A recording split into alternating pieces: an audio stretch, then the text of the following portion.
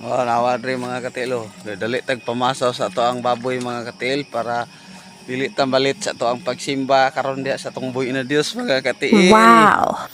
Manang lihok-lihok naman diha, kaligo na para sayo ta makaadto kay sige ra tag kalit og adtog simbahan.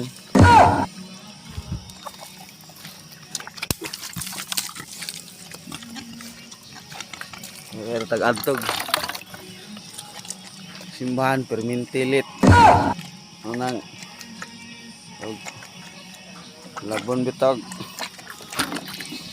May mga pankuan diri sa barangay, mga corpus ba?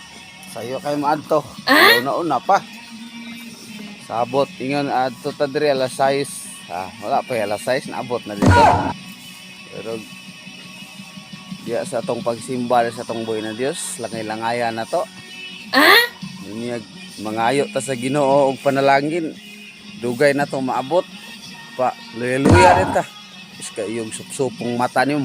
Una. Kuy lami aja supsupong mata ni mo goy. No? Muna timan-an na to na mga katil. Dili ta mag pa pankuan sa to ang kinabuhi ba. Ay, kasagaran mo gud sa to ang mga pag-alagad sa atong buhi na Dios. Materialistic lang ato ang gi hunahuna ba.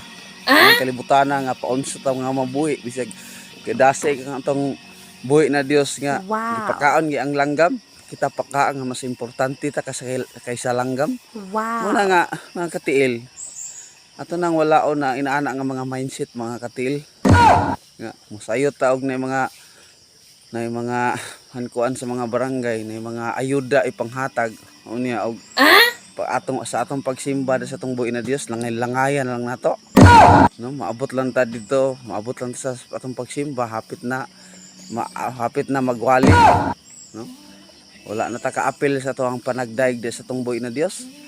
Abi nimo mga katil, mas importante man gyud mga katil nga before ta makadungog sa pulong sa Ginoo, makadaig ta, makakanta ta sa atong buhi na Dios. Wow. Kay mao na ang adlaw, mao na ang panahon nga ikalipay sa Ginoo. Wow.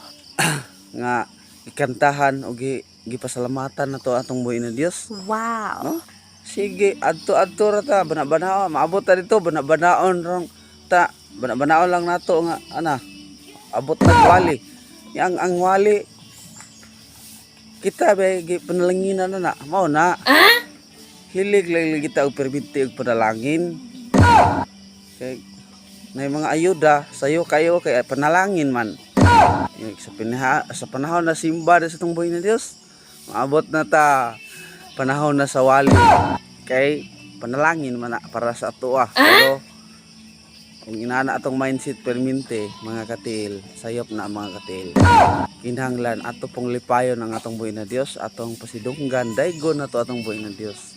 Wow. Ana lang mga katil, moro ginay hangyo sa atong buhi na Dios. Wow. No? Kay buot imaginon bisan pag walay tao nga mudaig sa iya, ang Ginoo nagpabilin ra gyapon sa iyang pagka-Dios. Wow. Sa iyang pagkahari sa tibuok kalibutan. Pero kita kung kita mo alagad sa atong Ginoo, gapabilin gyapon ta nga walay Ginoo. Gapabilin gyapon ta nga makaluluoy. Kabalo og nasayod ta, nga gipakamatyan ta dito sa krus sa Kalbaryo sa Ginoo tungod kay dako ay ang pagkahigugma sa atoa. Unya karon ana-anaon lang nato, sa insayonon lang nato. Kana lang. Dili wala ko na sukwa, pahinomdom lang ni. Kay luoy pabiya kayo og permintihon na nato. Kinsay luoy? Dili ang Ginoo, kita ang makululuoy. Kana lang. God bless. Love you all. Bye-bye. Ganahan mo share. Salamat kayo. Nadako na kayo nagkatabang sa ko.